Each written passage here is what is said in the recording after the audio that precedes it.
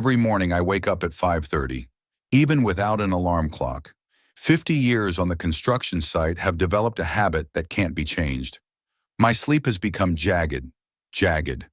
The years have taken their toll. Lately, Harriet has been visiting me before I wake up. I smell her jasmine perfume, hear footsteps in the kitchen, but I open my eyes and the house is empty. It's been empty for 5 years. My house in Lewiston is old even by local standards. 2 stories, with chipped paint on the shutters and a creaky porch. Harriet and I once dreamed of renovating it, but we put it off until later. Now it's just a building where I spend the rest of my life. A civil engineer who couldn't keep his own house in perfect condition, an irony I sometimes chuckle at when I look in the mirror in the morning. Breakfast is always the same. Oatmeal, 2 eggs, toast, and a mug of strong tea. Harriet used to laugh at my pedantry. "Aiden, you're like clockwork," she'd say, kissing the top of my head. After she left, I became even more methodical. Order helps keep my mind from thinking about emptiness. At 6:15, I go around the house, checking the locks and windows. An old habit that has become a ritual. The city is changing. There are new faces, and not everyone can be trusted. I'm in the garden by 7, pruning Harriet's roses, weeding the carrot and lettuce beds. The garden is the only place I feel her presence without pain. Mr. Fitzroy. "Good morning." The neighbor, Penelope Crumb, bends over the fence. She's 83, but she's got more energy than me. "How are your roses?" "My roses this year, they're all withered." "They're fine, Penny. You just have to talk to them," I said, still weeding. "Sorm, didn't you hear the news? Your son stopped by yesterday while you were out. I saw him and his wife go into the house." I freeze with the secateurs in my hand. Ripley didn't give any notice of a visit, and he's not in the habit of just dropping in. "They must have forgotten something last time," I say, but I feel a twinge of anxiety inside. Penelope shakes her head. "They were there for about 20 minutes. His wife then went out in such a hurry, almost broke her heel on your path. And the dress she was wearing was obviously not for a simple visit." I thank you for the information and return to the roses. My thoughts are revolving around the uninvited visit. Ripley and Beatrice were at my place a week ago. A Sunday lunch that turned into an interrogation about my health and future plans. At the time, I wrote off their interest as a rare concern. Now I'm not so sure. I walk into the house this afternoon and immediately sense something is wrong. Everything is in place, but it's as if it's slightly displaced, not turned the way I left it. Someone's been in my office. The desk drawers are closed, but the papers... I always stack the papers with the corners toward the left edge of the drawer. Now they're aligned in the center. In the evening, Ripley calls. His voice sounds strangely animated. "Dad, how's it going? Would you like to have dinner with us this weekend? Trixie found a great restaurant downtown." "I'd love to," I answer, trying to sound natural. "Is something wrong?" "You don't invite me to restaurants very often." "We just want to spend time with you," he says, but I can hear the falseness. In 38 years, I've learned all the intonations of a son. "By the way, have you thought about changing your will? At your age, it's important to have all the paperwork in order. Here it is." I clutch the receiver tighter.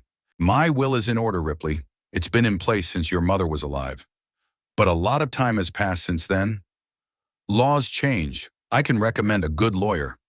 "Thank you, but I trust Gordon Pierce," I reply, referring to my friend who has been handling my affairs for 30 years. There's an awkward pause. "Okay, suit yourself. So what about dinner?" We make plans for Saturday and I hang up the phone. Something's definitely going on. Ripley's never been interested in my affairs, and now suddenly he's worried about the will. Our relationship with our son has always been complicated. He was a late child. Harriet had already passed the 40-year mark when she gave birth to him. Perhaps we spoiled our only son too much.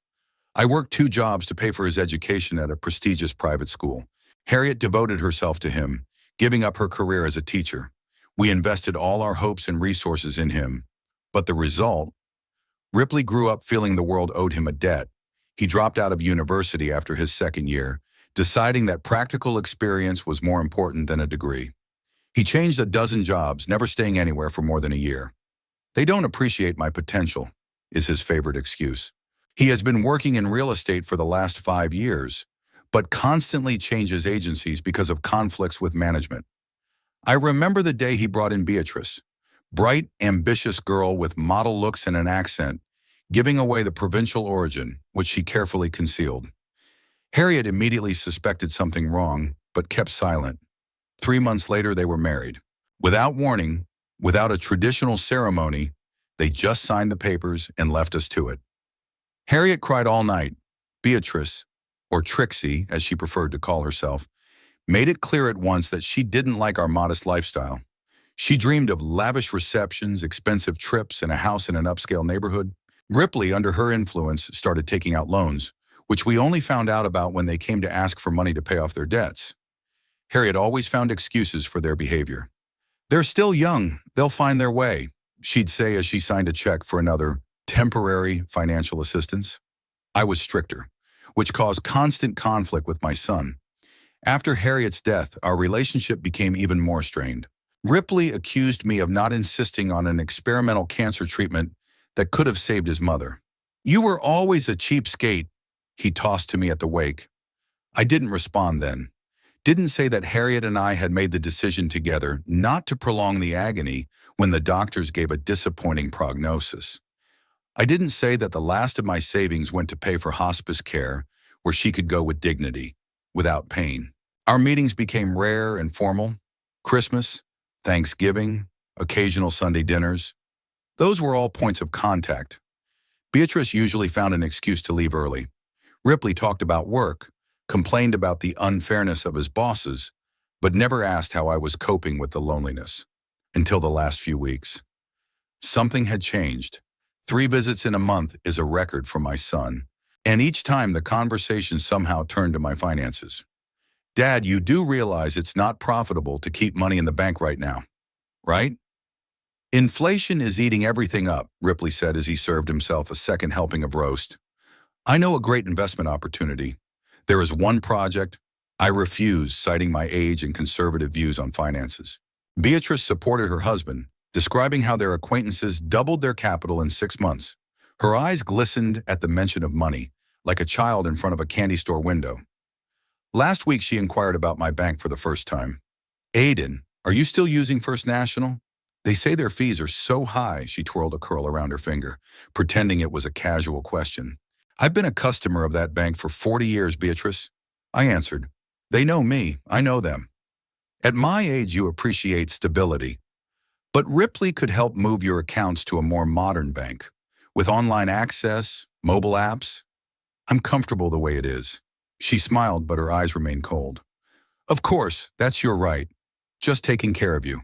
After they left, I checked my safe, an old-fashioned one built into the wall behind the painting in the bedroom. Everything was there. Insurance policies, certificates of ownership, saving certificates. But something told me this was what they'd been looking for during their clandestine visit. Yesterday, Saturday night dinner promises to be interesting. I go up to the bedroom and pull my only suit out of the closet, the one I wore to Harriet's funeral. I check my pockets and find the note she put there before our last anniversary. "Aiden, trust your heart. It has never let you down. Love, H." I press the piece of paper to my lips. My heart says something is wrong. Before I go to bed, I stare at Harriet's picture for a long time. She smiles from the portrait that hangs above the fireplace.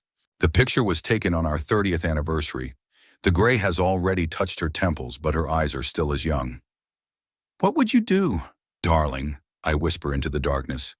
There's no answer, but I know she'd protect her son to the last, even if he doesn't deserve protection. The night passes restlessly. I dream I'm back at the construction site, installing floor joists. Harriet is downstairs waving at me, warning me of danger. I don't hear her words, but I feel anxious.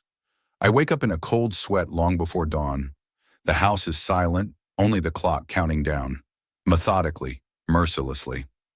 The morning routine helps me get back on track, but the anxiety won't let go. I decide to do something concrete, cleaning the gutters, even though I did it a month ago. The work helps distract me until Penelope arrives with a homemade pie. "You're early today, Aiden," she says, setting the pie on the veranda table. "Has something happened?" "I just couldn't sleep," I reply, accepting the treat. "Thanks for the pie, Penny. I saw your son and his wife come by again yesterday. You didn't stop by? I'm freezing. No, I didn't see them. They were in their new car. It's a nice, shiny one. Not cheap, I think. Penelope looks at my face. Where's my Soreka? It was parked outside your house for about 10 minutes. They sat inside like they were arguing about something. Then they left. New car? Last time I saw Ripley, he was complaining about financial difficulties. Said the agency was behind on their commission, that their rent had gone up again. Maybe they took out a loan, I say, more to myself than to Penelope. Maybe so, she agrees, but there's doubt in her eyes. But why come and not come in? Strange somehow. After the neighbor leaves, I sit on the veranda for a long time, looking outside. Ripley's up to something. Now I'm sure. The question is, what is it? And how deeply is Beatrice involved? Trixie? She always wanted more than she could afford.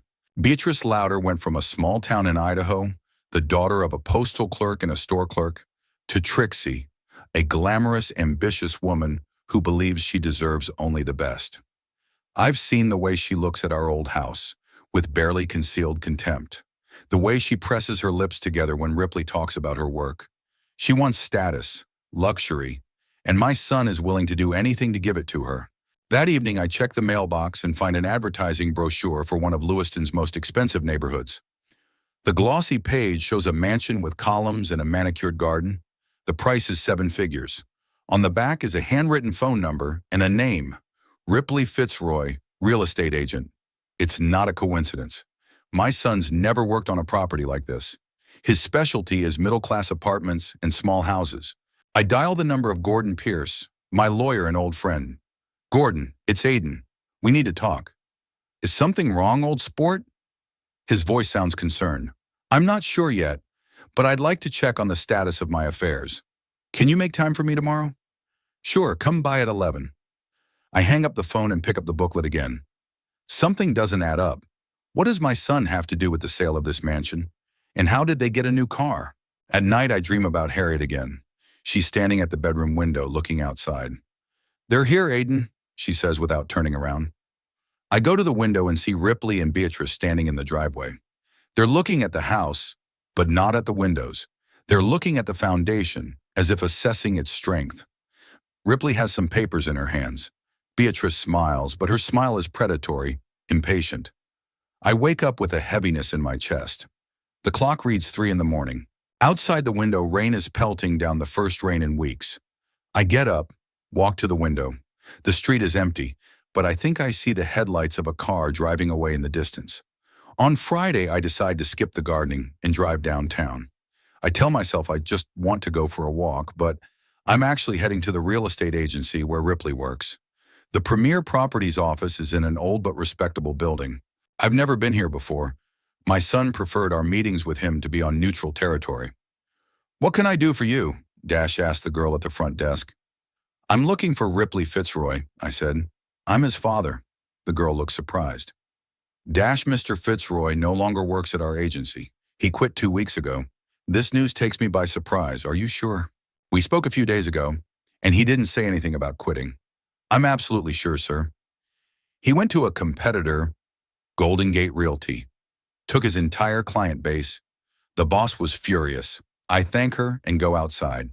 Golden Gate is a high-end agency specializing in high-end real estate. How did Ripley get in? And why did he keep it from me?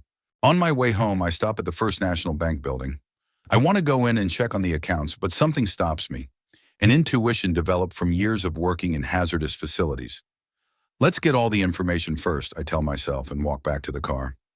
I get a surprise at home. There's a message from Beatrice on my answering machine.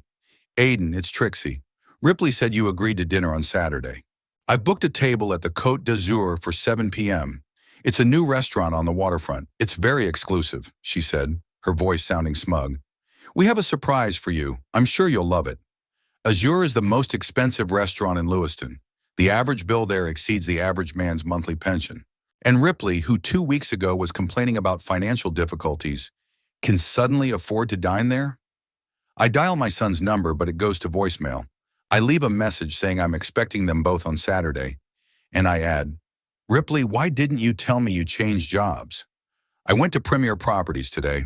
10 minutes later, he calls back. His voice is tense.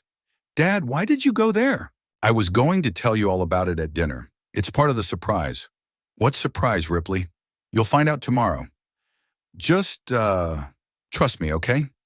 There's a pleading in his voice that I haven't heard since he was a teenager asking for money for a fancy gadget or expensive sneakers. Back then, I used to give in. Now something's holding me back. All right, Ripley, I'll see you tomorrow. I hang up the phone, feeling my heart clench.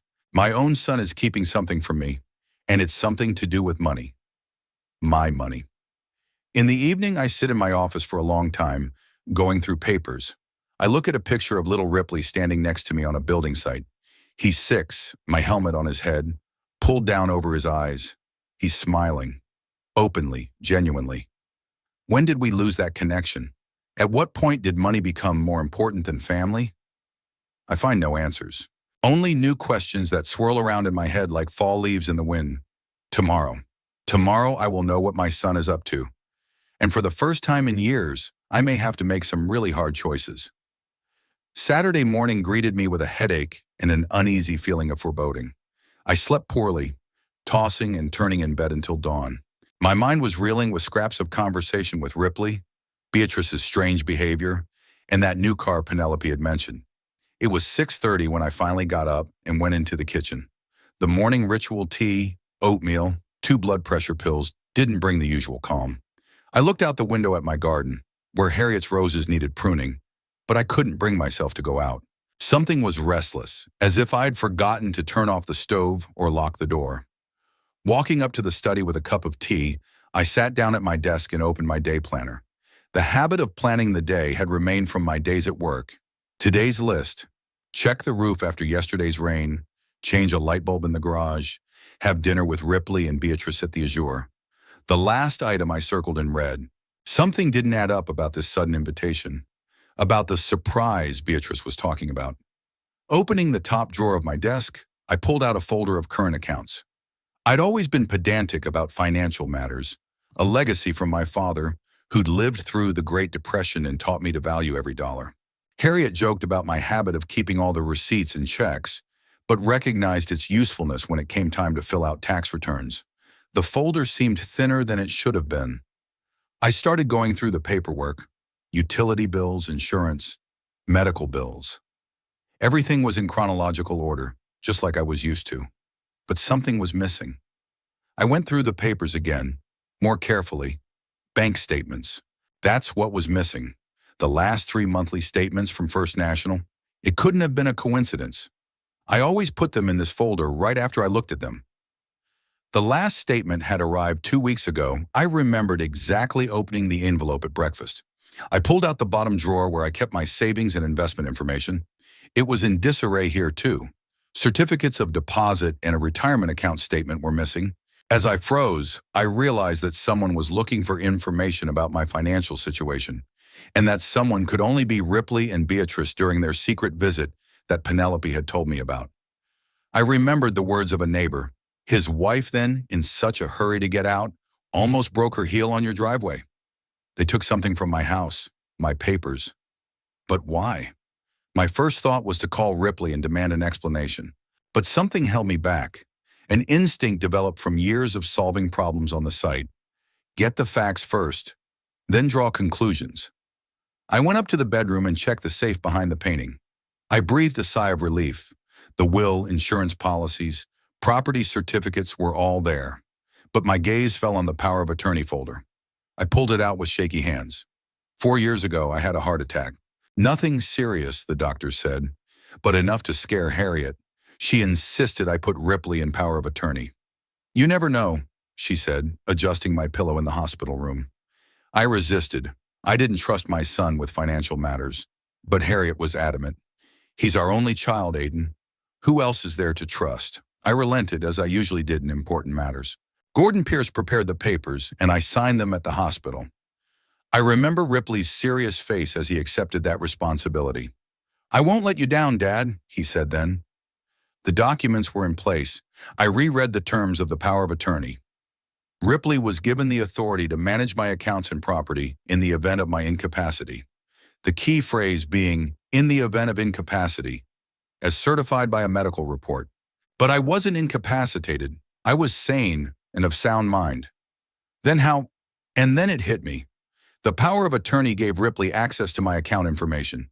He couldn't control the money, but he could check the balance, the transaction history. All he had to do was show the document to the bank. I remembered how Ripley had offered to help pay the bills a few months ago. Said I didn't need to worry about such trivialities at my age. I declined without hesitation. I liked being in control. I realized now that this was a test, how ready I was to hand over the reins. Glancing at my watch, I decided I had to act now. Dinner with Ripley and Beatrice was still a few hours away, and I wanted to know what I would face at the Azure table. The First National Bank was located in downtown Lewiston, in an old stone building with columns. I had been a customer of this bank since I got my first serious job. Several managers had changed over the 40 years, but the overall conservative spirit of the institution remained unchanged. Parking in front of the bank, I hesitated for a moment. What if I'm wrong? What if this is the paranoia of a lonely old man looking for a catch where there isn't one? Maybe the documents are just lost in another folder. Maybe Ripley really wants to make me feel good about this dinner. But an inner voice that rarely failed me said, "Check it out," and I obeyed. Inside the bank, it was cool and quiet. Saturday afternoon, few customers. I approached the counter where a young woman with the badge, Rebecca, was sitting. "What can I do for you, sir?" She smiled. "I'd like an update on my accounts," I said, holding out my ID card. Aiden Fitzroy. She checked the document and tapped on the keyboard. "Of course, Mr. Fitzroy. Do you want statements or just to see the balance?" "Full statements for the last 3 months, please, and information on all withdrawals during that period. Just a minute." While she was working, I looked around the bank. Nothing had changed over the years. The same marble floors, wood paneling on the walls, portraits of the founders. This was where I'd opened my first account. It's where Harriet and I took out the mortgage on our house. It's also where we opened an education account for Ripley when he turned a year old. Mr. Fitzroy, Rebecca's voice brought me back to reality. "I have some questions about your request. Could you please see the manager?" Something in her tone alarmed me. "Of course," I answered. "What's the problem?" Mrs. Oliver will explain it better than I can." She led me into a small office, where a middle-aged woman sat behind a desk with an attentive gaze. Mr. Fitzroy, I'm Elizabeth Oliver, the branch manager. Please have a seat." I sat down, feeling the muscles in my back tense. "To what do I owe the honor?" "You've requested your account statements," she began, looking at something on the computer screen. "But there's been a little unusual situation." "What kind of situation?" "There have been several large withdrawals from your accounts in the last month." She looked me in the eye. "Are you aware of these transactions, Mr. Fitzroy?" My heart skipped a beat. "No," I answered. "I haven't made any large withdrawals." She nodded as if she'd expected that answer. "Then we have a problem, because these transactions were made from your account with all the necessary documents." "What documents?" "The power of attorney." She turned the monitor so I could see the screen. "Here's a copy. It authorizes your son, Ripley Fitzroy, to handle the funds in your accounts." I stared at the document. It was indeed the power of attorney I'd signed at the hospital. But something was wrong. "Show me the dates of the withdrawals and the amounts," I demanded, feeling my back grow cold. Mrs. Oliver unfolded another window. "There had been 4 withdrawals in the last 3 weeks. The first was $25,000 on the 23rd, then $30,000 on the 28th, $40,000 on the 3rd of this month, and yesterday $50,000, $145,000, almost half of my savings." I felt the room begin to spin. "It's impossible," I breathed. "The power of attorney authorizes me to dispose of the funds only if I'm incapacitated. As you can see, I'm in perfect health." Mrs. Oliver frowned. "There's no such restriction in the power of attorney your son presented. It's a general power of attorney to manage all financial affairs." "What?" I practically snatched the paper out of her hands. "Let me see it." And indeed, there was no incapacity clause on the document. It was a standard form giving full access to the accounts. My signature was at the bottom, but It's a forgery, I said, looking at the signature. I've never signed such a document. Mrs. Oliver looked alarmed. Mr. Fitzroy, this is a serious accusation. Are you claiming that your son forged your signature? I don't know who did it, but that signature is not mine. I pulled a driver's license out of my wallet. Here, compare them. She scrutinized both signatures. They're very similar, but they're not identical, I insisted. Look at the slant of the letters. The final Y, I always make a little curl, and there's none here. Mrs. Oliver looked puzzled. I understand your concern, Mr. Fitzroy, but the bank accepted this power of attorney as valid. Your son presented it with his ID card. The procedure was followed. This is fraud. I raised my voice, which I don't normally do. Someone forged the document. Maybe my son, maybe someone else. But this money was withdrawn illegally, and I demand an immediate investigation. We will certainly do an internal audit, she nodded, but I must warn you that it will take some time. And if there has indeed been fraud, you will have to go to the police. The police? A report against my own son. The thought hit me like a hammer. I want to see the CCTV footage, I said, trying to speak calmly, for the days when the tapes were taken. I'm afraid we can't give them to you directly. It's confidential. But if there's a fraud case, the police can request the footage. I took a deep breath, trying to collect my thoughts. What can I do right now? First, I can block all transactions on your accounts, except those you make in person, with proof of identity, Mrs. Oliver offered. It's a temporary measure until the circumstances are clarified. Yes, do it immediately. Secondly, I recommend that you consult a lawyer. If you're claiming the power of attorney is forged, that's a serious criminal offense. Gordon, I need to contact Gordon Pierce. He can help me sort out this nightmare. Is there anything else I should know? I asked, trying to get all the information into my head. Mrs. Oliver was silent for a moment, looking at the screen. There was another inquiry that surprised us somewhat. 2 weeks ago, your son inquired about the possibility of transferring all the funds from your accounts to a new joint account, yours and his. Said you were planning some kind of family venture. My insides were torn. A family business? I wasn't planning anything like that. And what did you say? That to open a joint account, you'd have to be present in person and sign.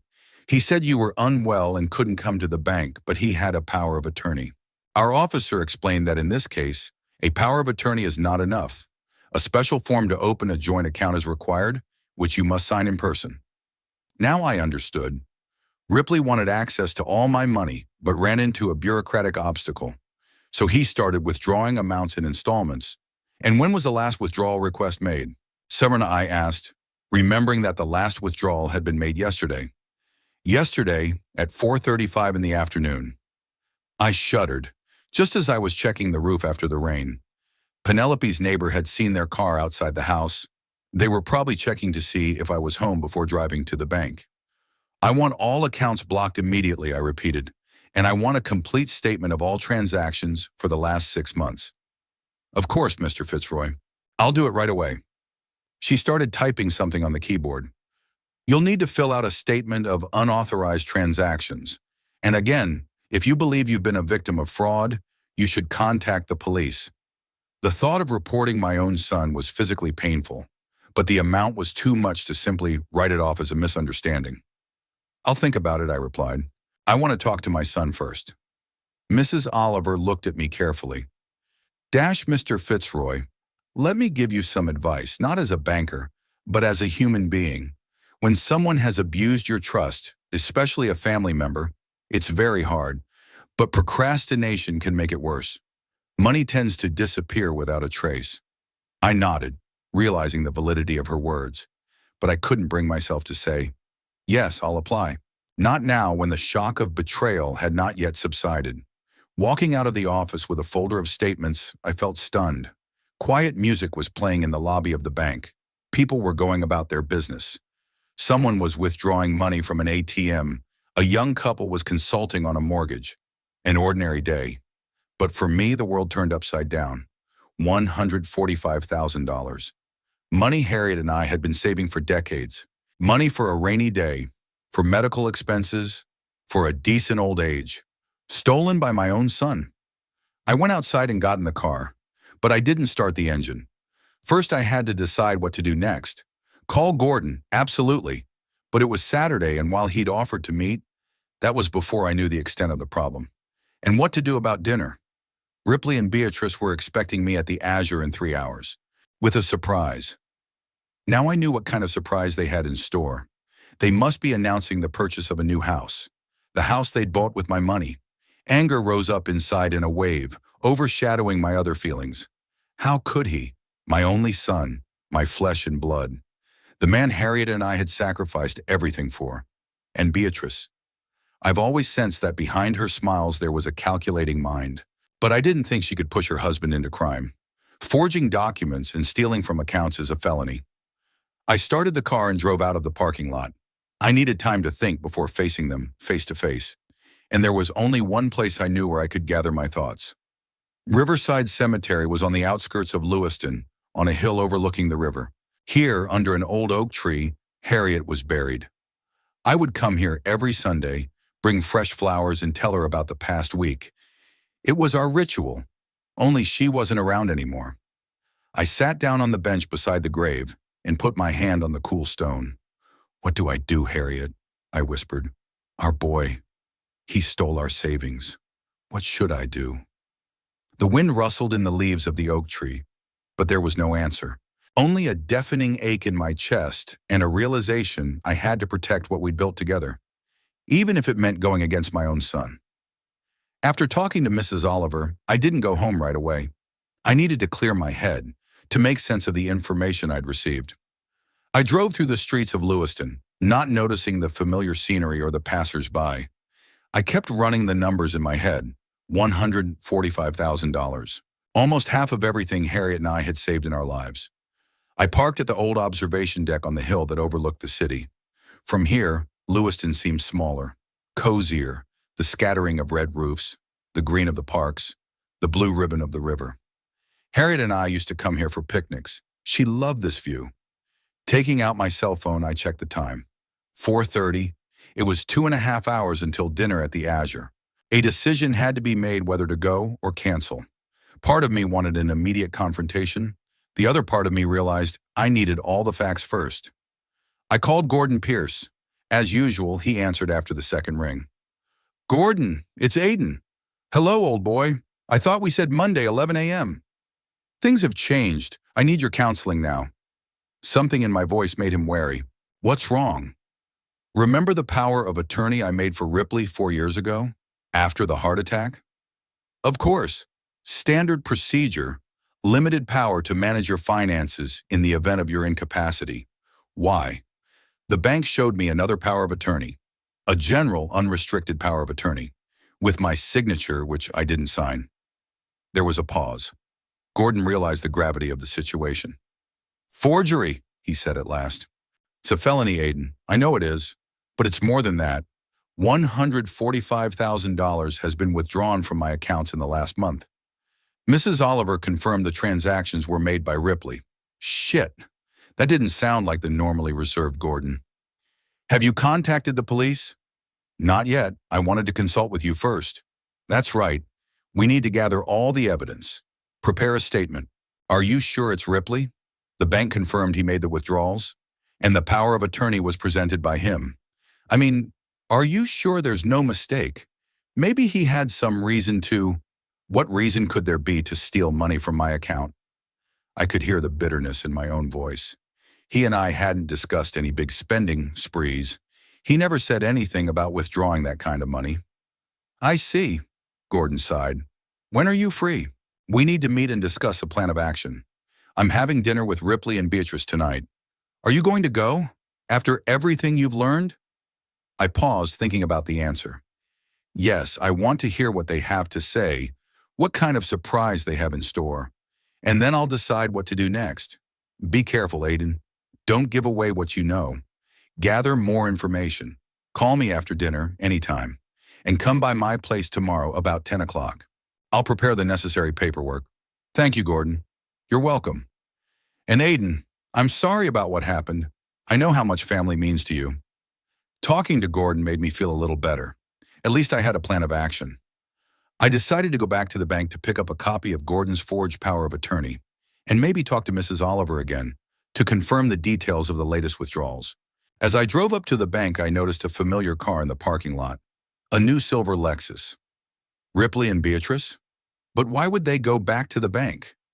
They had withdrawn $50,000 just yesterday. Are they really going to take the rest of the money right now? I parked in the far corner of the parking lot where I could see the bank's front door. My intuition told me it was best not to show my face. I needed to figure out what was going on first. The wait wasn't long. 15 minutes later, Ripley and Beatrice came out of the bank. My son was wearing an expensive suit I'd never seen before. Beatrice in a tight red dress and high-heeled shoes. They looked content, even happy. Ripley was holding a leather briefcase. They got into the Lexus but didn't leave right away. I saw them talking animatedly about something. Beatrice was gesticulating, clearly excited about something. Ripley was nodding, smiling. Suddenly, I felt the urge to go over right away, to knock on the window of their luxury car and ask, "How did you manage to buy this car?" "Where did you get the money from, Ripley?" But I held back. "Gordon's right. You have to get all the facts first." I waited for them to leave before I got out of the car. It was nearly 5 o'clock. The bank was closing in an hour. It wasn't crowded inside. I went to the counter hoping to catch Mrs. Oliver, but she had already left. The manager on duty was a man I didn't know. "What can I do for you?" he asked with a professional smile. "My name is Aidan Fitzroy. I spoke to Mrs. Oliver a few hours ago. She promised to prepare a copy of a document for me." "Oh, yes, Mr. Fitzroy. Mrs. Oliver warned me you might come back." He pulled an envelope from his desk drawer. "Here's a copy of the power of attorney and the account statements you requested." "Thank you." I took the envelope. "Has anyone been to the bank since I've been here? Inquired about my accounts?" The manager hesitated. "I'm afraid I can't divulge information about other customers. I'm talking about my son, Ripley Fitzroy. I just saw him leaving the bank." "Oh, that's what you mean. He's clearly relaxed." "Yes, Mr. Fitzroy Jr. did come by, but he wasn't interested in your accounts. He was opening a new account. In his own name. So Ripley's transferring the money he stole from me into a separate account. Getting ready for something." "I see," I nodded. "Did his wife open an account too?" "No, Mrs. Fitzroy was just accompanying her husband." He smiled. "They seemed very happy. They mentioned something about a new house. Here it was. The new house. The same mansion from the glossy brochure I'd found in the mailbox. That was their surprise." I thanked the manager and was about to leave when he called out to me. "Mr. Fitzroy, I have to warn you, Mrs. Oliver has left an order to block all transactions on your accounts, except those you make personally. It's standard procedure in cases like yours." "I'm aware of that." "Thank you. Also," he lowered his voice, "it's unlikely your son will be able to withdraw the remaining funds. The system is already flagged for possible fraud." I nodded and left the bank. Now I had to wait until evening and meet Ripley and Beatrice at the restaurant, to hear their surprise firsthand. Instead of driving home, I decided to take a walk downtown. It was still 2 hours before dinner, and sitting in an empty house contemplating my son's betrayal was beyond me. Lewiston this Saturday night was full of life. Young couples, families with children, groups of teenagers all enjoying the warm weather. I wandered down familiar streets, oblivious to the people around me. For 50 years I had lived in this town. This is where I met Harriet, where Ripley was born, where we built our lives. My feet led me to the office of Golden Gate Realty, the high-end real estate agency where Ripley had gone to work, according to the girl at Premier Properties. The office was in a modern glass building with an expensive sign. The lights were on inside, despite it being a day off. I stepped closer and peered through the window. On the wall hung pictures of luxury homes with prices ranging from $1 to $5 million. And among the framed photos of agents was a framed portrait of Ripley with the caption, "Employee of the Month." My son in an impeccable suit with the confident smile of a successful man. Employee of the Month? But he's only been here 2 weeks. How is that possible? Unless, if he brought in some big money clients, or if he got the agency a good deal. I turned away from the shop window, feeling anger rising inside. Ripley was using my money to advance his career? To impress new coworkers? The time until dinner dragged agonizingly slowly. I walked into a small cafe opposite the Azure and ordered tea. Through the window, I could see the entrance to the restaurant, a luxurious establishment with a red carpet and a doorman at the door. The most expensive place in Lewiston, where people usually went to celebrate special occasions, anniversaries, engagements, big deals. At 6:45, a silver Lexus pulled up to the restaurant. Ripley and Beatrice arrived early. They got out of the car and headed for the entrance. Beatrice was talking animatedly. Ripley was laughing. They looked like a couple celebrating an important event. I paid for my tea and walked slowly toward the restaurant. My legs felt like absorbent cotton and my head was pounding. Why? Why did he do this? Why didn't he ask for help if he needed money? I was greeted at the entrance by a friendly maître d'. Good evening, sir. Do you have a reservation? Dash, dash. Yes, under the name of Fitzroy. I should be expected. Of course. Come in. Mr. and Mrs. Fitzroy have arrived. They had reserved a table by the window overlooking the river. I followed the maitre d' through a room decorated with live orchids and crystal chandeliers. Azure Coast fully lived up to its reputation. Exquisite furnishings, subdued light, soft piano music. The tables were arranged to maximize privacy. Ripley and Beatrice sat by the large panoramic window. A bottle of champagne and a bucket of ice was already in front of them. They didn't notice my approach, engrossed in conversation. We'll sign the papers tomorrow, Ripley said, putting his arm around Beatrice's. The house will be ours. I can't believe it. Beatrice glowed with happiness. A home of her own at last. A real one, not this rented box.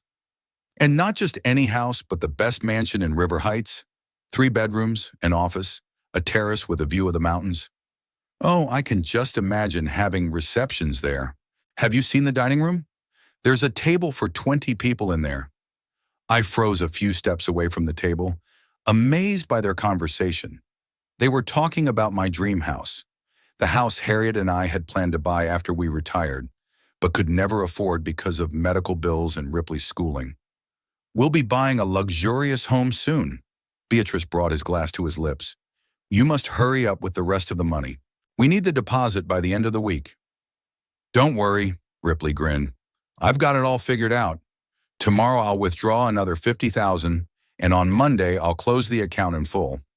The old man won't suspect a thing until Tuesday, when he usually checks the mail. Are you sure he won't realize it before then? Beatrice sounded worried. What if he decides to go to the bank? Absolutely not. You know, Dad, he only goes to the bank on the first Monday of the month. Like clockwork. Ripley shook his head. God, he's such a predictable old man. His whole life's on a schedule. Still, it's a lot of money, Ripley.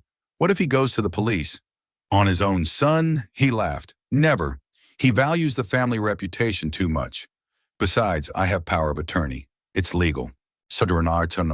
But it's in case he's incapacitated. Details, dear. Just details. Ripley dismissed it. By the time he gets suspicious, the money will have been invested in the house, and the house would be in your maiden name. No trace. You're a genius, Beatrice murmured, leaning over to kiss him. And very soon we'll be living like kings. They laughed, clinking glasses. I stood as if paralyzed, unable to move. My son, my only child. The man I'd worked 2 jobs for, denied myself everything, saved for his education. He was planning to steal all my savings. Sir? The maitre d' touched my shoulder. Are you all right? His voice brought me out of my daze. Ripley and Beatrice turned their heads and finally noticed me. The look of fright on their faces quickly changed to one of feigned joy. Dash. Daddy! Ripley jumped up, mimicking the excitement. We've been waiting for you. Have a seat. We've got great news for you. Beatrice stood up too, smiling the same fake smile I'd seen so many times before. Aiden, how wonderful of you to come. We are so happy to see you. The only thing I saw in their eyes was fear. They were afraid that I had heard their conversation, that I knew the truth. I could have made a scene right here. I could have told them what I thought of their plans. I could have threatened the police, the courts, ruin. But something held me back. Maybe a remnant of fatherly love, or maybe I just didn't want to cause a scandal in a public place. Excuse me, I said. addressing the maitre d'. I don't feel well. I have to leave. Dad, what's wrong? Ripley took a step toward me, feigning concern. Are you not feeling well? Yes, Ripley. I feel really bad, I answered, looking him straight in the eye. Worse than you can imagine. I turned and walked toward the exit, feeling their stares on me. My legs moved on their own, as if on autopilot. I heard Ripley shouting after me, but I didn't turn around. It was still light outside. It was a normal Saturday night. People were going about their business, laughing, hugging. Life went on, even though mine had just collapsed. I got in my car, but I didn't start the engine. My hands were shaking so badly I wouldn't have been able to hold the steering wheel. Ripley and Beatrice's faces were in front of me, their laughter as they talked about tricking me. The old man won't suspect a thing, as if I wasn't a person but a thing to be benefited from. The phone rang, Ripley's. I didn't answer it. A minute later, a message came through. Dad, what's wrong? We're worried. Call us. Worried? About what? That their plan has been discovered? That they wouldn't get the rest of the money? I started the car and drove home. All the way home, I could hear bits and pieces of their conversation in my head. We're going to buy a fancy house soon. No trace. We'll live like kings. They'd been planning this for a long time, carefully planned every step of the way. At home, I sank into a chair without turning on the light. The darkness suited my mood. The emptiness and silence of the old house pressed in from all sides. The phone kept ringing. Ripley wouldn't give up. I turned it off and threw it on the couch. There was no strength to speak to him now. There were no words to express the pain I was feeling. Harriet had said that Ripley was just looking for himself, that he would grow up and become responsible, that he needed time. She was always defending him, making excuses for him. What would she say now? Could she forgive such a betrayal? I sat in the dark, not moving until night had completely enveloped the house. There was no clear thought in my head, only a deafening emptiness. The shock of betrayal paralyzed not only my body, but my mind as well. At some point, I felt moisture on my cheeks. Tears. I hadn't cried since Harriet's funeral. I thought I'd exhausted the limit of tears for the rest of my life. But now the dam had broken. It wasn't the money I was mourning. Money is just a number on an account, a piece of paper that can be earned and lost. I was mourning for my family, the son I loved despite his shortcomings, a relationship that turned out to be a sham, a trust that had been trampled in the pursuit of a life of luxury. The doorbell rang, snapping me out of my daze. Ripley come to explain himself? Or to make up some new lie? I didn't move from my seat. The bell rang again, then another and another, then a knock on the door. Aiden! It's Penelope! Are you home? Open up, please! The neighbor's voice sounded worried. I struggled to get up and wandered to the door. You cannot make the old lady worry. On the threshold stood Penelope with a basket in her hands. Thank God, she exhaled when she saw me. I called several times, knocked. I thought something had happened to you. Or there's nothing wrong with me, Penny, I lied. I was just tired and went to bed early. With your clothes on? She gave me a critical look. And why is it dark in the house? Aiden, I can tell you're not okay. I brought pie, fresh out of the oven. Can I come in? I stepped back, letting her in. Penelope turned on the light in the hallway and gasped when she saw my face. Oh my God, were you crying? What's wrong? Nothing, Penny. It's just been a rough day. It's Ripley, isn't it? She was always perceptive. I saw him come in here an hour ago, knocked on the door, rang the bell, then he left. He looked very agitated. So Ripley was already here, coming to see if I'd called the police? Or was he making up a new explanation for his actions? Aiden, Penelope put her hand on my shoulder. I don't know what happened, but I can tell you're not feeling well. If you need to talk, I listen. If you just need to sit in silence, I'll sit with you. I nodded, unable to say a word. We went into the kitchen where Penelope put on the kettle and sliced the pie. Then we sat in silence, interrupted only by the ticking of the old clock on the wall. You know, she said at last, when my Henry died, I thought it was the end of the world. 38 years together, and suddenly I'm alone. But life goes on, Aiden. No matter what happens, the sun will come up tomorrow. and we have to figure out how to move on. I looked at her, a small, fragile woman with eyes that had seen much sorrow and joy. She was right. Life goes on, and I need to decide how to move on. Thank you, Penny, I said, feeling anything but numb for the first time all night. Thank you for stopping by. You're welcome, neighbor. She smiled and stood up. Finish your pie. And don't sit in the dark. Nothing good will come of it. After Penelope left, I sat at the kitchen table for a long time, staring into the void. The shock began to pass, giving way to cold determination. Now I knew what I would do next. I knew what I would do about my son's betrayal. Sunday morning greeted me with a heavy headache.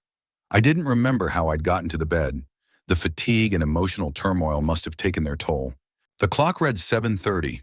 It was too early considering I'd fallen asleep well past midnight, but the habit of a lifetime didn't let up even now. It was raining outside the window, a light drizzle that turned the world into a blurry gray blur. Perfect weather for my mood. I stood up, wincing at the pain in my lower back, and staggered to the bathroom. A stranger stared back at me in the mirror. A gaunt face, red eyes, deep wrinkles that seemed to have gotten even more noticeable overnight. The memory of last night's dinner came down with all its weight as soon as I finally woke up. We're going to buy a luxurious house soon. Beatrice's happy voice sounded in my head like a taunt. The old man won't suspect a thing, Ripley's words said with such ease as if it were a stranger rather than his father. The routine helped him gather his thoughts. Shaving, showering, brushing my teeth, mechanical actions that required no conscious involvement. In the kitchen, I automatically put the kettle on and pulled out a box of oatmeal. Breakfast seemed like a pointless ritual, but I forced myself to eat, needing strength for what was to come. The phone, left on the couch from last night, showed 12 missed calls from Ripley and 3 texts. I didn't bother to read them. Later, when I'd gathered all the evidence, when I was ready for a confrontation, the first thing I did was pull out the statements I'd gotten from the bank. I laid them out on the table in chronological order and began to study each line. The picture that emerged was even worse than I thought. It hadn't started a month ago, as Mrs. Oliver had said. The first unexplained withdrawal was dated 3 months earlier. $10,000. A modest amount that I might not have noticed if I hadn't checked my statements so carefully. Then 2 weeks later, another $15,000. A month later, $20,000. And finally, in the last 3 weeks, the same cascade of large withdrawals that caught the bank's attention. $25,000, $30,000, $40,000, and $50,000. A total of $145,000 in the last month and another $45,000 in the previous 2.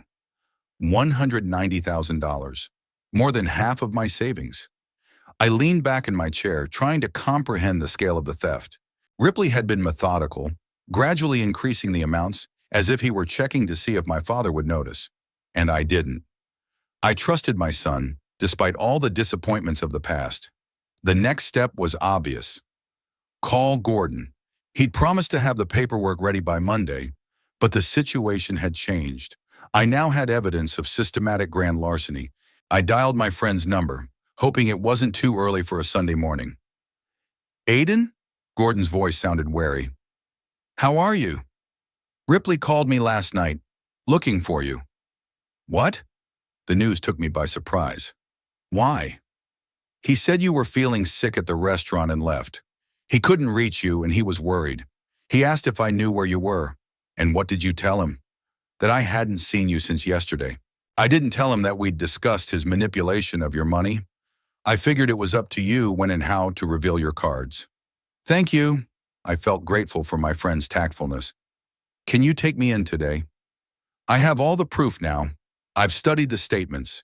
He stole $190,000, not $145,000. He started 3 months ago. God damn it. Gordon was silent for a second. Dash.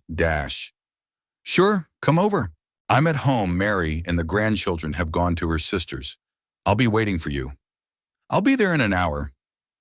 I hung up and went back to my notes. Something was bugging me, some discrepancy in the dates.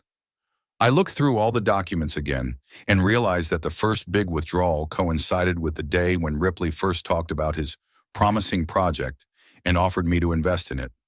I had declined at the time, citing an unwillingness to take risks at my age.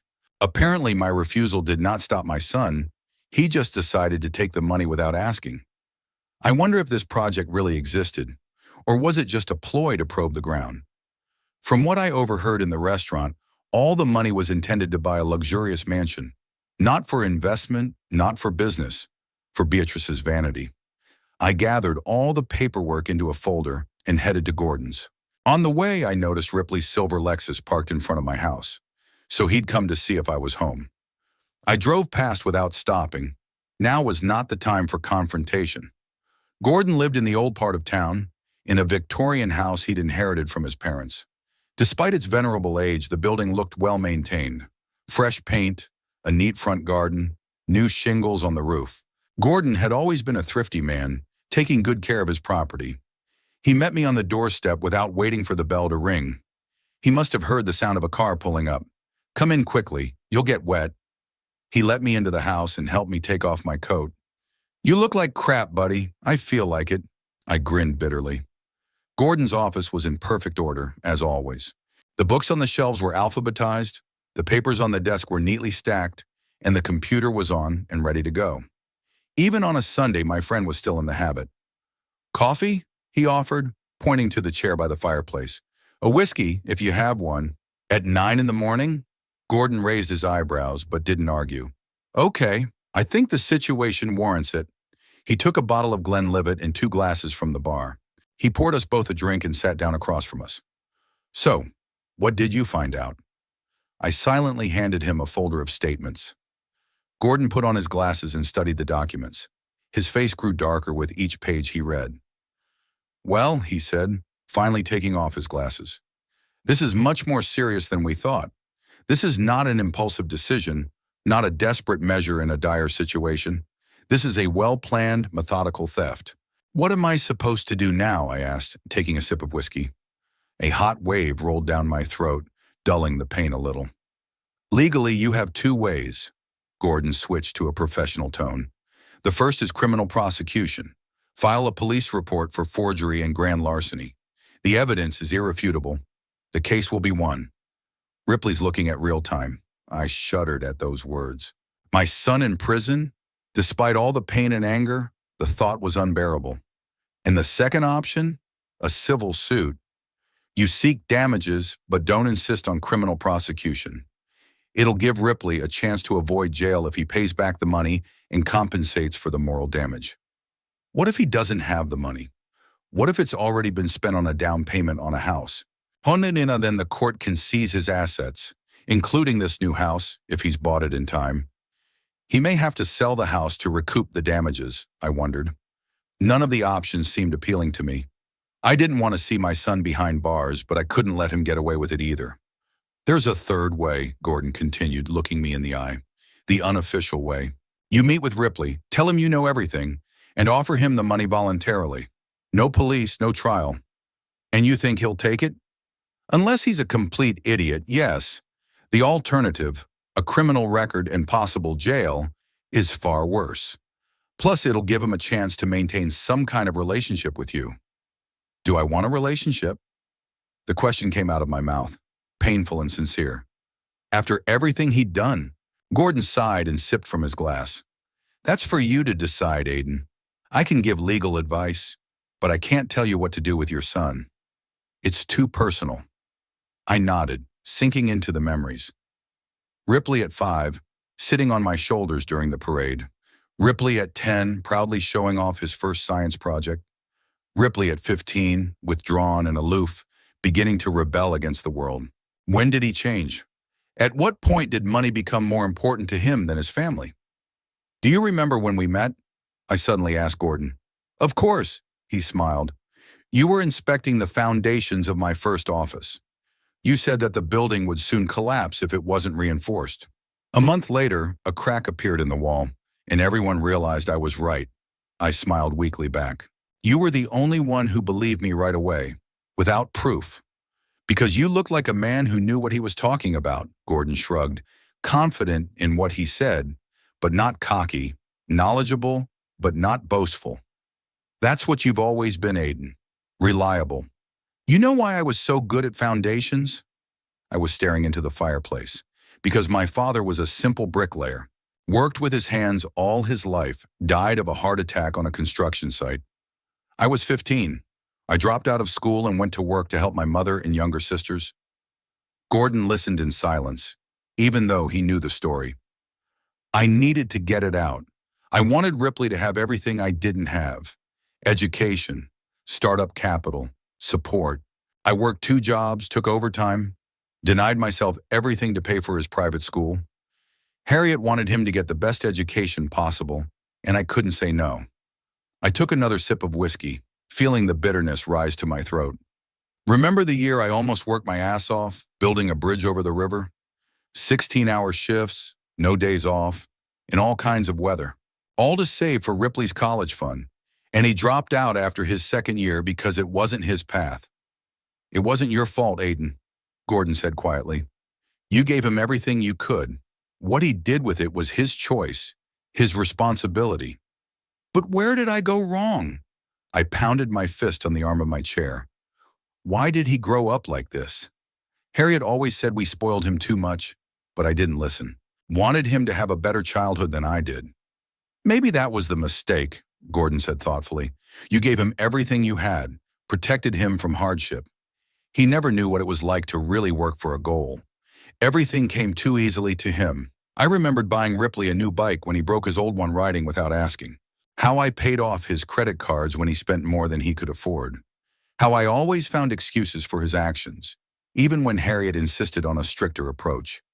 I thought love was about giving your child everything you could, I whispered. Or maybe true love is teaching him to live without your help. Don't beat yourself up, man, Gordon put his hand on my shoulder. You acted with the best of intentions, and it's not too late to make things right. How? He's 38. He's a grown man who stole almost $200,000 from his own father. What's there to fix? You can teach him that every action has consequences, that you can't just take what doesn't belong to you. That trust, once broken, is very hard to rebuild. I've been thinking about what Gordon said. Maybe he's right. Maybe it was time to teach Ripley the lesson I should have taught him years ago. All right, I said firmly. Let's look at all the options, both legal and unofficial. Gordon and I spent the next 2 hours discussing strategy. He explained to me all the legal subtleties, showed me samples of documents that would need to be prepared in case we went to court. I listened attentively, took notes, asked questions. Gradually, a plan of action was forming in my head. If you decide to go the official way, Gordon said, handing me a folder with documents, these papers will need to be filled out and filed with the court. I can represent you if you want. Thank you, I accepted the folder. But first I want to talk to Ripley. Give him a chance to make things right voluntarily. Sucker, that's a wise decision, Gordon nodded. But be careful. Don't meet him alone. And not in your house. There are too many painful memories there. Pick a neutral location. Maybe your office? I suggested it. Monday. Sure, I'll make some time. Say 2 o'clock in the afternoon? It's a deal. We shook hands and I headed for the exit. Gordon stopped me at the door. One more thing, Aiden. Whatever you decide, remember, it's not your fault what happened. You were a good father. The fact that Ripley made that choice doesn't diminish your merit. I nodded, not trusting my voice, and walked out into the drizzling rain. Gordon's words felt good, but deep down I knew that some of the blame lay with me. I'd turned a blind eye to my son's shortcomings for too long, let him avoid taking responsibility for his actions too often. On the way home, I decided to stop by the cemetery. I needed to talk to Harriet, if only mentally. The rain intensified as I pulled up to the gates of Riverside. I hadn't brought an umbrella, but that didn't stop me. Soaked clothes were the least of my problems right now. Harriet's grave looked well-maintained, even in the rain. I myself came here every week to clean up the fallen leaves, replace the flowers, and wipe down the stone. Today I just stood in the rain, looking at the name of the woman I'd loved all my life carved in granite. What do I do, Harriet? I whispered. He's your son. Our son. But I don't recognize him. I don't understand how he could do this. There was no answer, only the sound of rain and distant thunder. I knelt down, ignoring the wet ground, and put my hand on the cold stone. You were always defending him, making excuses. You'd say he was confused, that Beatrice was a bad influence. But this isn't about her, is it? It's his choice, his decision to steal from his own father. I closed my eyes, remembering the last conversation I'd had with Harriet before she died. She took my hand and whispered, "Take care of our boy, Aiden. He's strong but vulnerable. Like you." I promised, thinking that meant continuing to support him financially, turning a blind eye to his mistakes. Now I understood. Real caring sometimes means being tough. Sometimes it means letting a person face the consequences of their actions. "I have to do this, Harriet," I said firmly. "I have to make him realize what he's done. It's the only way to help him. The only chance he'll ever be the man we wanted him to be." I stood up feeling strangely relieved. The decision had been made. The path had been determined. All that remained was to follow it, however painful it might be. At home, I was surprised to find Ripley sitting on the porch, soaking wet. When he saw me, he jumped up. "Dad, where have you been? I've been calling, texting." I stared at him, trying to see in this grown man the boy I'd once loved more than life. That child for whom I worked my ass off, denied myself everything. But all I saw was a stranger who'd betrayed my trust. "We need to talk, Ripley," I said calmly. "But not now and not here. Tomorrow, 2 o'clock, in Gordon Pierce's office." "Your lawyer's office?" His face changed, a look of fear in his eyes. "Why? What happened?" "You know what happened." I looked him straight in the eye. "I know everything, Ripley. About the forged power of attorney, about the money being withdrawn, about your and Beatrice's plan to buy the mansion with my savings."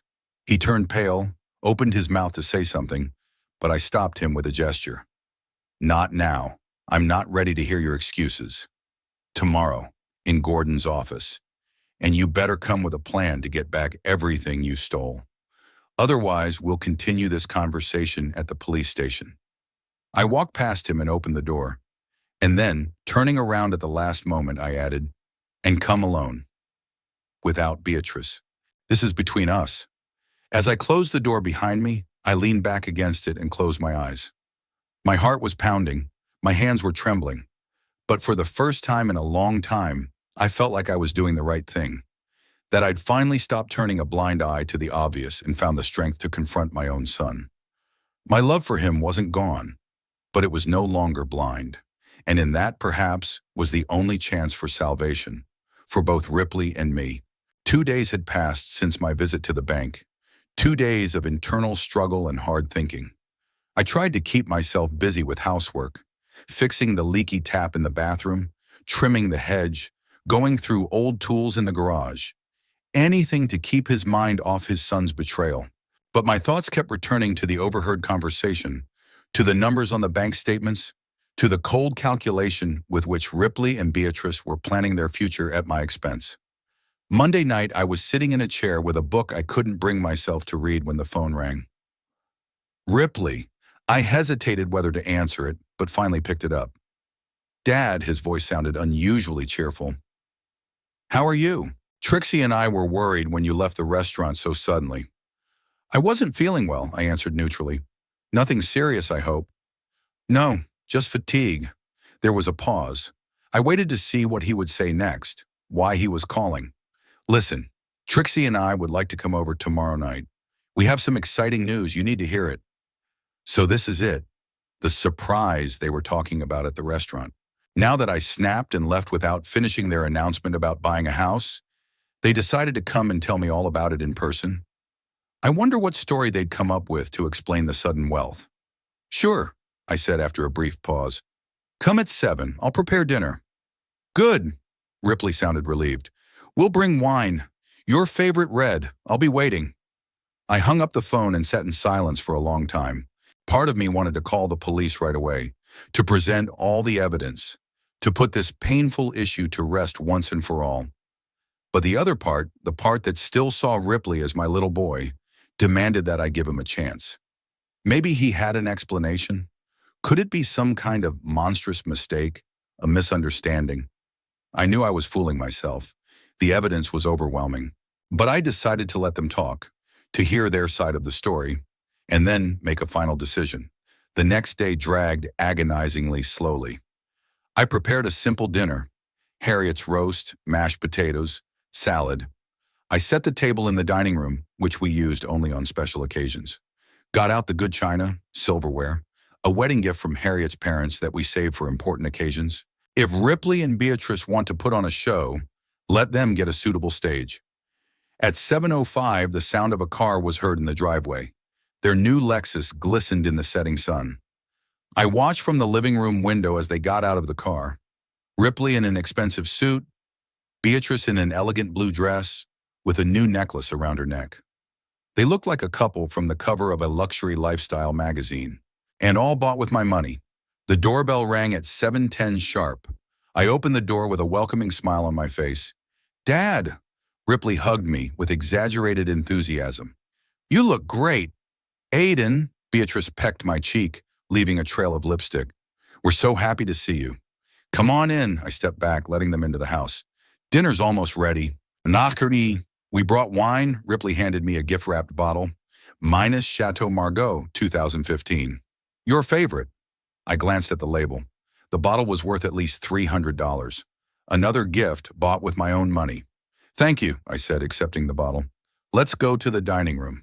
They exchanged quick glances, clearly surprised by my choice of room. We usually ate dinner in the kitchen. "Special occasion?" Beatrice asked, looking at the table set with crystal glasses and silver candelabras. "You said you had big news," I shrugged. "I figured it deserved a festive atmosphere." "Oh, it certainly does," Ripley exclaimed, helping Beatrice to sit down. "But let's have dinner first, and then we'll tell you all about it." I opened the wine and poured it into glasses, served the roast, trying to keep the conversation casual. I asked about Ripley's work, about Beatrice's new clients at the boutique.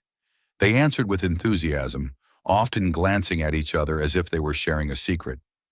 Well, I knew their secret better than they thought. "Dad, you won't believe what happened last week," Ripley began, as we moved on to dessert, the apple pie I'd bought at the bakery on the corner. "Do you remember Aunt Eleanor?" I frowned, trying to remember. "Aunt Eleanor?" Shukram. "Yeah, Trixie's great aunt. You met her at our wedding." Ripley looked surprised that I didn't remember. "I'm sorry, I don't recall." I looked at Beatrice. "There were a lot of guests at your wedding." "She was in a lavender dress with that big hat," Beatrice prompted. "A very eccentric lady." I shrugged. There was no Aunt Eleanor that I remembered, perhaps because she didn't exist. See. "Anyway," Ripley continued, "she died 2 months ago. Lived alone in a big house in California. No children or grandchildren. And do you imagine she left Trixie an inheritance?" "Really?" I raised my eyebrows in surprise. "A big inheritance?" "Very," Beatrice brightened. "Aunt Eleanor was much richer than we thought. She had shares in technology companies, acquired back in the 90s. They'd gone up tenfold in value. And you just found out about this now?" I sipped my wine, watching their reactions. "It's been 2 months since her death." "Legal formalities," Ripley said with a wave of his hand. "Probate, estate appraisals, paying taxes. You know how it is. Only last week we got access to the money." "How much did you get?" I asked bluntly. Beatrice coughed as if the question was indecent. "Enough for a down payment on a house," she said evasively. "A very nice house. We bought a mansion in River Heights." Ripley couldn't contain his pride. 3 bedrooms, a study, a terrace with a view of the mountains. Just what we'd always dreamed of. Dash River Heights? I acted impressed. "That's the most expensive neighborhood in the city. Houses there are worth at least $1 million. $1,200,000 to be exact," Beatrice glowed. "But it's worth it. Such a prime location, such status." "And you were able to afford such a house on the inheritance from Aunt Eleanor?" I tried to keep my voice neutral, without a hint of suspicion. "Well, not just an inheritance," Ripley said a little nervously. "I had some savings, and I got a promotion at work. I'm now a senior sales agent at Golden Gate Realty." "Congratulations," I raised my glass. "To your new home and your promotion." We clinked glasses. I watched them drink expensive wine bought with money stolen from me and talk about the house acquired the same way. Their lies were so obvious, so clumsy, that I almost felt sorry for them. Did they really think I would believe this tale of a sudden inheritance from a non-existent aunt? "When are you moving in?" I asked, pouring them some wine. "Next month," Beatrice replied. We need to finish the renovations, buy new furniture. We want everything to be perfect. And, of course, we'll have a housewarming party, Ripley added. You'll be the guest of honor, Dad. Shonanawarum. I'll look forward to it, I smiled, feeling the muscles in my face tense from that fake smile. After dessert, we moved into the living room. Ripley and Beatrice kept talking about their plans, the furniture they had ordered, the garden they were going to have, the parties they were going to throw.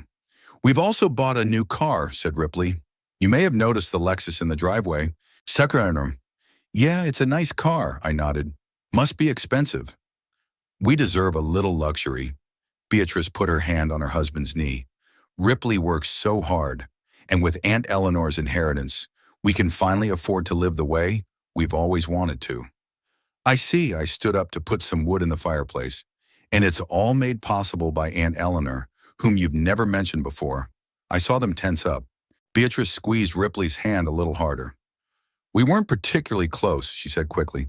She lived in California, rarely came over, but apparently I was her only relative. How fortunate, I returned to my chair. And when did you find out about the inheritance? Was it 2 months ago when she died or later? The lawyer contacted me right after she died.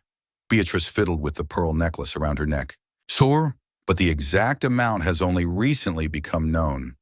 How much is it in figures? I looked her straight in the eye. How much did Aunt Eleanor leave you? Aiden, talking about money so bluntly? She laughed nervously. It's not really proper. Just curious, I smiled. It's not every day that my son and his wife get an inheritance from a mysterious rich relative. Shikunir, about 200,000, Ripley blurted out, obviously wanting to close the subject. More than enough for a down payment on a house and a new car. 200,000. That's how much they stole from my accounts. What an amazing coincidence. That's wonderful, I nodded. You're very lucky. Yes, we finally got lucky, Beatrice stood up. Aiden, dinner was delicious, but we have to go. I have to get up early tomorrow to meet the interior designer. Of course, I got up too. I won't keep you. Ripley looked almost disappointed, as if he'd expected a more violent reaction to their news. Maybe he was hoping I'd offer to help with the house, or the car, as I'd done so many times in the past. Dad, are you okay? He asked as we walked toward the door. You seem, I don't know, distant. Just tired, I patted his shoulder. Don't worry, I'm really happy for both of you. You are? There was a flicker of remorse in his eyes. Aren't you angry that we didn't tell you sooner? Why would I be angry? I shrugged. It's your money, your life. You have the right to use it however you want. Thank you, Dad. He hugged me awkwardly.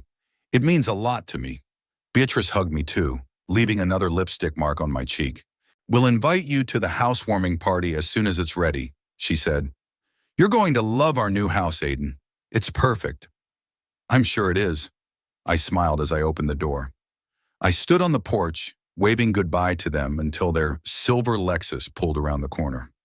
Only then did I let the smile slide off my face.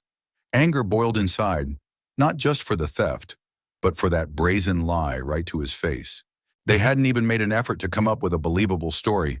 Aunt Eleanor, who never existed, a sudden inheritance of exactly the amount they stole, and this game of happy family, these hugs, these kisses on the cheek. I went back into the house, gathered the dishes from the table. Mechanically, I washed the plates, wiped the tabletop, arranged the chairs. Routine actions helped me calm down, put my thoughts in order. Then I sat in the chair by the fireplace, where Harriet used to sit when we discussed family matters. What would she say now? Would she forgive her son, as she always did? Would she find an excuse for what he had done? Or this time, would even her motherly love not be able to turn a blind eye to such a betrayal? I stared at the fire, remembering our life with Harriet. How we'd saved money on everything to give Ripley the best education possible.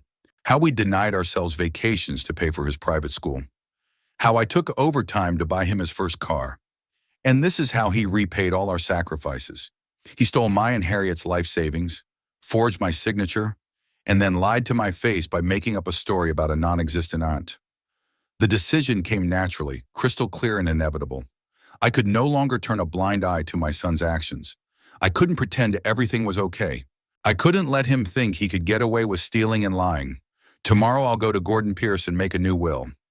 Everything I own, the house, my savings, my insurance, will go not to Ripley, but to an orphan charity, the same charity that helped me after my parents died, and then I'll file a police report. I'll provide all the evidence, bank statements, forged power of attorney, testimony from bank officials. Let Ripley and Beatrice face the consequences of their actions. Let them learn that money can't buy everything in life. It's going to hurt. It will hurt to see my son in a courtroom, to hear him accused of theft and forgery. It would hurt to read about it in the local papers, to answer questions from neighbors.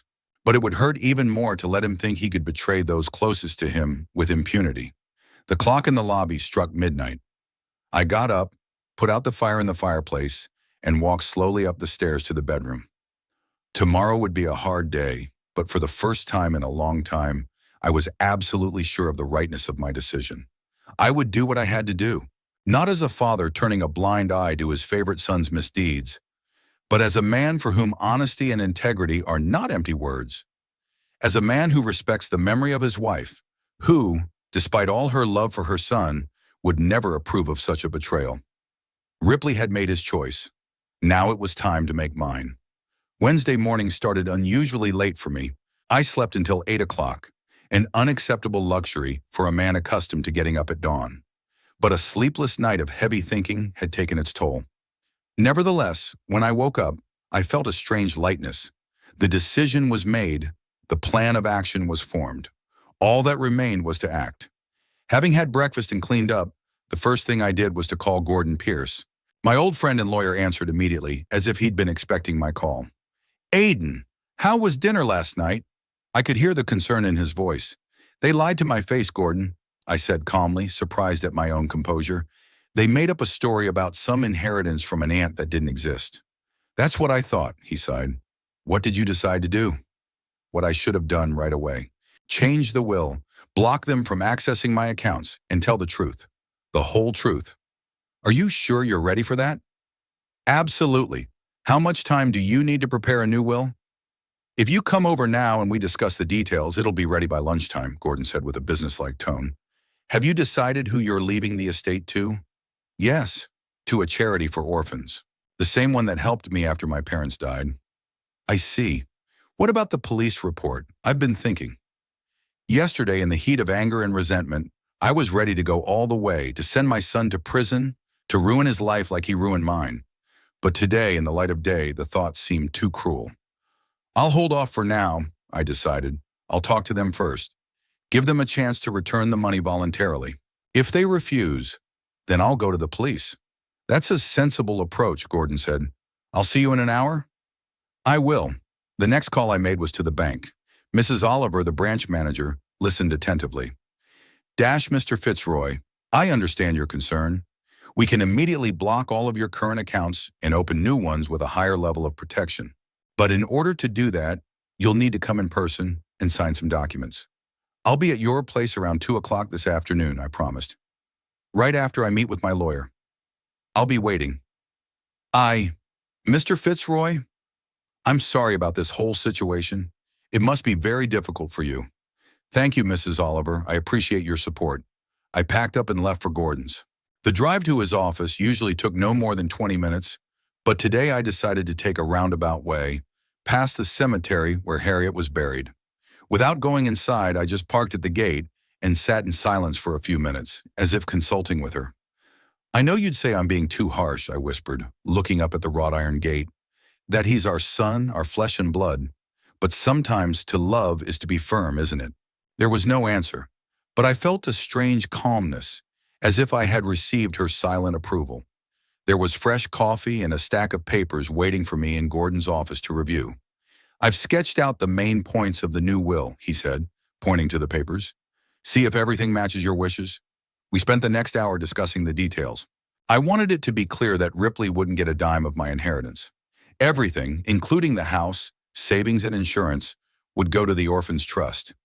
The only exception is a few personal items I left to my neighbor Penelope Crum, in gratitude for her friendship and support over the years. What about Harriet's personal effects? Gordon asked, making notes. Her jewelry, clothes, photo albums, I wondered. It was a difficult question. Despite everything Ripley had done, he was still Harriet's son. She'd want some part of her legacy to go to him. Let Ripley have the photo albums, I decided, and an engagement ring for Beatrice, if she wants one. Everything else to the fun. All right, Gordon nodded. I'll make those changes. The documents will be ready for signing in 2 hours. While you're at the bank, I'll get everything ready. From Gordon's office, I drove straight to the bank. Mrs. Oliver met me personally, escorted me to her office where the necessary documents were already prepared. We'll block all your current accounts and open new ones, she explained. We will also change the system of access. Now any transactions will require not only your signature, but also a special code known only to you. What about the power of attorney in my son's name? I asked. We will revoke it immediately. Moreover, we will make a note in the system that any new powers of attorney must undergo a special check. I signed all the documents, got new bank cards and access codes. The money left in the accounts, a little over $180,000, was transferred to the new secure accounts. It wasn't as much as I'd had before, but it was enough to ensure me a peaceful old age. Back at Gordon's, I signed the new will in the presence of 2 witnesses, his secretary and his junior partner. The document was impeccably drafted, with no possibility of future challenge. I'll send a copy to the court for registration, Gordon said, shaking my hand. I'll keep the other in the safe. You keep the third. Thank you, friend, I felt relieved, as if a heavy weight had been lifted from my shoulders. The hardest part was talking to them. I called Ripley from Gordon's office. My son answered after the 3rd ring, his voice sounding carefree. Dad, it's so good of you to call. Trixie and I are just picking out furniture for the new house. We wanted some advice about the sofa in the living room. Ripley, I interrupted him. I need to talk to you. I need to talk to you. Tonight. Something in my tone made him uneasy. Something wrong? Yes. Be there at 7 o'clock, and please be specific. I spent the rest of the day at home preparing for the conversation.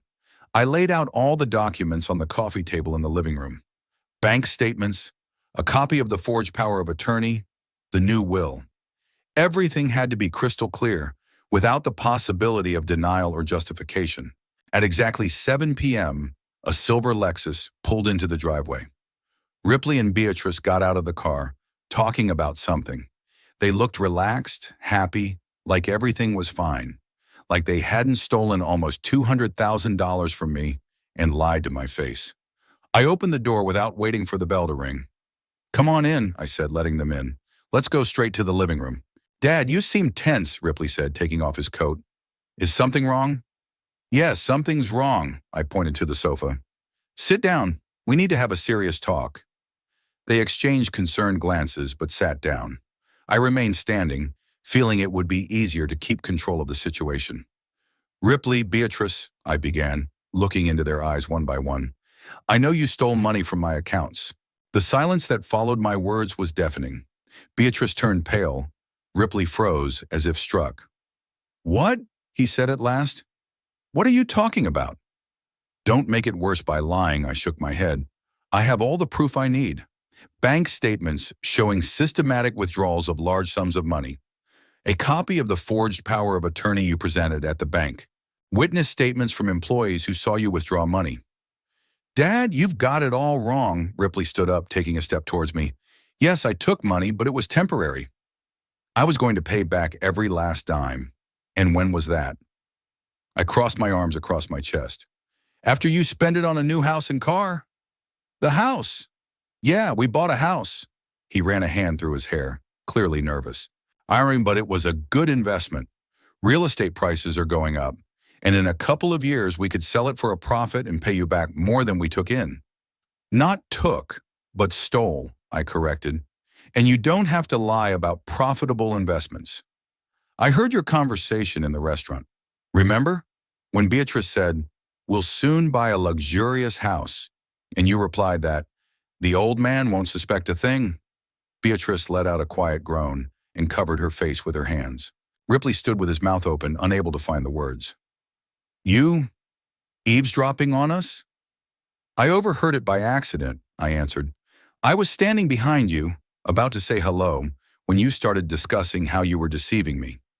It wasn't like that, Beatrice finally found her voice. We wanted to surprise you. Surprise? I raised an eyebrow.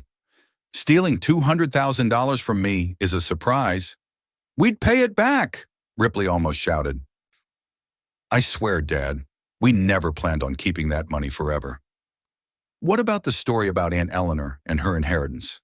I looked at Beatrice. Also part of the surprise? She lowered her eyes, clearly ashamed. We didn't know how to explain the sudden wealth, she admitted quietly.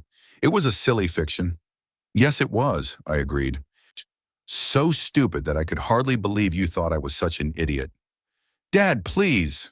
Ripley took another step toward me, holding out his hand. Let's talk calmly. I know I've made a terrible mistake, but I'll make it right, I swear. How? I asked. The money has already been spent on a house and a car you can't afford. How are you going to pay it back? Yeah, I'll take out a loan? He looked confused.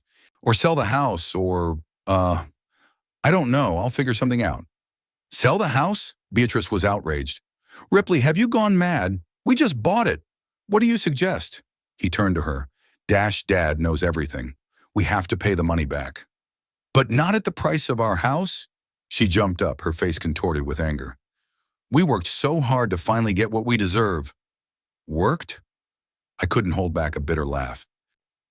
Forging documents and stealing, that's work now? You don't understand, Aiden. Beatrice turned to me, tears glistening in her eyes, but I doubted their sincerity. We wanted a better life, opportunities we never had. Is that so wrong? Wanting a better life isn't wrong, I answered calmly. Stealing for it is a crime. A crime, her eyes widened. So, are you going to report it to the police? On your own son? I haven't decided yet, I said, watching their reactions. It all depends on how our conversation goes. Ripley turned even paler. He sank down on the couch as if his legs wouldn't hold him up. Dad, please don't do this. His voice trembled. It would ruin my career, my life. Were you thinking about my life when you were stealing my money, I asked. The money your mother and I had saved for years, denying ourselves everything? Money for my old age? For medical expenses? I didn't think. He lowered his head. I was sure I could pay it all back before you noticed. And that's an excuse? I shook my head. I thought I wouldn't get caught, so I decided to steal. What do you want us to do, Aiden? Beatrice crossed her arms across her chest, her tone becoming businesslike. Sato, what are you trying to accomplish with this conversation? The truth, I answered. And the return of my money. We can't get it all back at once. She tightened her lips. Most of it's already spent. Then sell the house and the car, I said firmly. Give back what you stole. That's impossible. Beatrice raised her voice. We've already made the down payment, signed the contract, ordered the furniture. Not my problem, I shrugged. You took my money without asking. Spent it on luxuries you couldn't afford? Now you have to deal with the consequences. Ripley sighed, admitting defeat. All right, we'll sell the house and the car. We'll get your money back. But it'll take time. I'll give you 3 months, I said. And I want a written commitment. Gordon Pierce will draw up the papers. And then what? Beatrice asked, wiping away her tears.